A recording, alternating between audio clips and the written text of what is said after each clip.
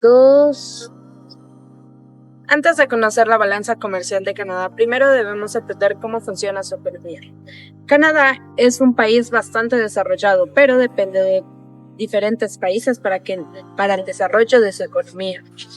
Tiene dentro de su país bastantes empresas privadas. También depende mucho de que el gobierno regule su economía, de la salud y de la educación. Dentro de Canadá tenemos 3 sectores, los cuales son fundamentales dentro de Canadá. Primero está el sector primario, el cual se encarga de la extracción de recursos naturales como el gas, el petróleo o el mineral. El sector secundario se encarga de producir diferentes productos como lo que pueden ser maquinarias o automóviles. Y el sector terciario es el más importante dentro de este país, donde se encuentran actividades comerciales como el banco, el turismo, la tecnología y la educación. Dentro de sus principales socios nos encontramos con el país de Estados Unidos, el cual es su principal socio, pero también tiene ciertos convenios como lo que son como el país de Alemania, Japón y México. Dicho todo esto, ahora sí procederemos a analizar cada una de sus cuentas. La cuenta corriente de Canadá registra lo que son bienes, servicios y también tiene la cuenta primaria y la cuenta secundaria. En los bienes se registran lo que son exportaciones e importaciones. En los servicios vienen todo lo que son servicios de transporte, empresariales, comerciales, etc. Y la cuenta primaria que registra todo lo que son transacciones, sueldos y utilidades. La cuenta secundaria, remesas y donaciones. En el 2019, el saldo de la cuenta corriente tiene un déficit de 47.4 mil millones de dólares canadienses. Este es el último año normal antes de la pandemia, con un déficit estructural moderado. En el 2020 tiene un déficit de 42.7 mil millones de dólares canadienses. Con la llegada del COVID-19, el colapso del comercio de bienes y viajes y un superávit atípico en servicios. En el 2021 hay un superávit de 1.6 mil millones de dólares canadienses. Es el primer superávit anual desde el 2008, impulsado por el repunte de precios de materias primas y por la finalización de la pandemia. En 2022 hay un déficit de 8.7 mil millones por el boom de precios energéticos entre Rusia y Ucrania en la primera temporada y alzas de tasas de interés, lo que hizo un giro a déficit en el trimestre número 3. En el 2023 tenemos un déficit de 18.4 mil millones, recalibración de cadena de suministros y la normalización del turismo internacional. En el 2024 un déficit de 15 mil millones, es el noveno y décimo trimestre consecutivo en déficit. Se mantiene la tendencia deficitaria. En 2025 hay un déficit de 30.4 mil millones por la guerra comercial con Estados Unidos, o sea, los aranceles que impuso este. Hay un déficit récord de 21.200 millones en el trimestre número 2.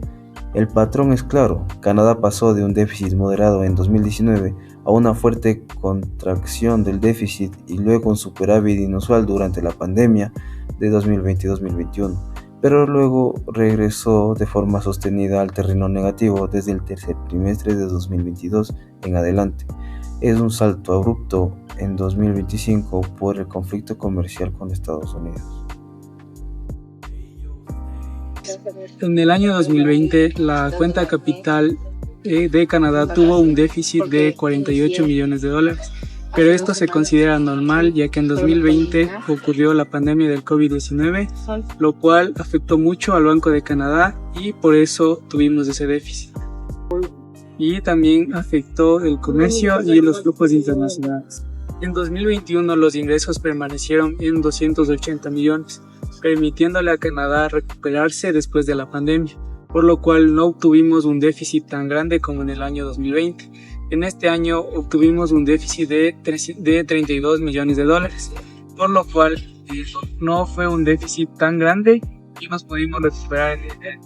En 2022 los ingresos se permanecieron en 280 millones, pero aumentamos un déficit de 971 millones de dólares, ya que obtuvimos muchas transacciones internacionales y por esto el déficit es tan grande en este año. En 2023 nos enfrentamos a un precio de 590 millones de dólares, ya que este es el registro todo el año más alto, ya que obtuvimos muchas transferencias de otros países, lo cual ingresó mucho dinero a la economía de Canadá, pero el déficit se mantuvo en 690 millones. En 2024 los ingresos permanecieron en 280 millones de dólares, pero tuvimos igual un déficit de 690 millones de dólares, ya que por el año 2023 no pudimos recuperar totalmente y quedar igual, por lo cual en el 2024 seguimos con el déficit.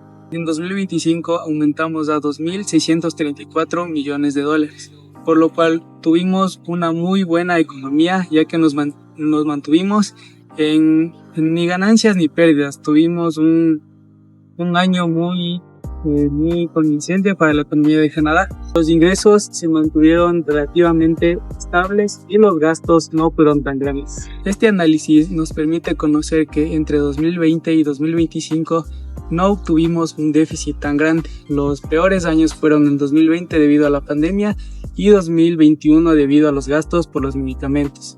En 2025 logramos estabilizarnos y no obtuvimos un déficit, sino un superávit, por lo cual la economía de Canadá se mantuvo en muy buen estado.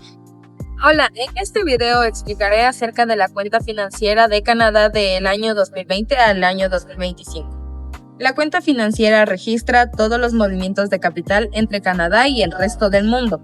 Está conformada por 5 subcuentas que son inversión directa, derivados financieros, inversión de cartera, otra inversión y activos de reserva.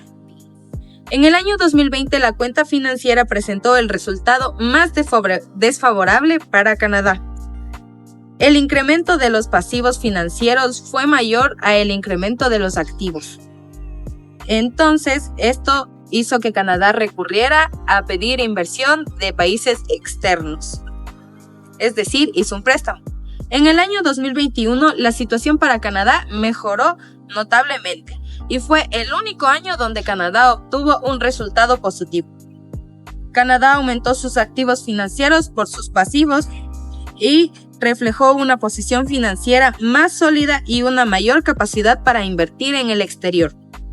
En el año 2022, la cuenta financiera volvió a presentar un déficit, aunque las subcuentas con otra inversión demostraron que tienen un buen comportamiento gracias al aumento de los préstamos otorgados. El crecimiento de los pasivos en estas operaciones financieras provocó un resultado general negativo. Durante el año 2023, este déficit continuó aumentando. Se observó una mayor dependencia al financiamiento internacional y una disminución del desempeño de la subcuenta de préstamos, lo que afectó negativamente al resultado de la cuenta financiera. En el año 2024, tanto los activos como los pasivos registraron valores negativos. Esto significa que hubo una reducción de inversiones y un mayor pago o amortización de obligaciones financieras, más que la realización de nuevas operaciones. Finalmente, en el año 2025, la cuenta financiera mantuvo un saldo negativo. Los pasivos continuaron siendo superiores a los activos, confirmando que Canadá siguió dependiendo del financiamiento externo. En conclusión, la cuenta financiera muestra que 2021 fue el único año favorable para Canadá, ya que presentó una decisión financiera positiva. En los demás años predominó el aumento de pasivos sobre los activos, evidenciando una mayor dependencia del financiamiento internacional y un deterioro gradual de la posición financiera del país. Ya, y para identificar por último la cuenta que más tuvo cambios fue específicamente la cuenta corriente, ya que tenemos que tener en cuenta que Canadá es muy dependiente del comercio internacional, especialmente de las exportaciones e importaciones de recursos como el petróleo, gas natural, entre otros. Por lo cual, obviamente, fue muy afectada, en específico en la primera etapa, en esta, ya que por obviamente los factores que presentó por la pandemia, hubo problemas en las exportaciones e importaciones de esto, dejándonos en un declive a Canadá. Sin embargo, como había mencionado, siguen en renovaciones de contratos internacionales, de acuerdos, para que ayuden a seguir siendo buenos exportadores e importadores dentro de este ámbito de los recursos.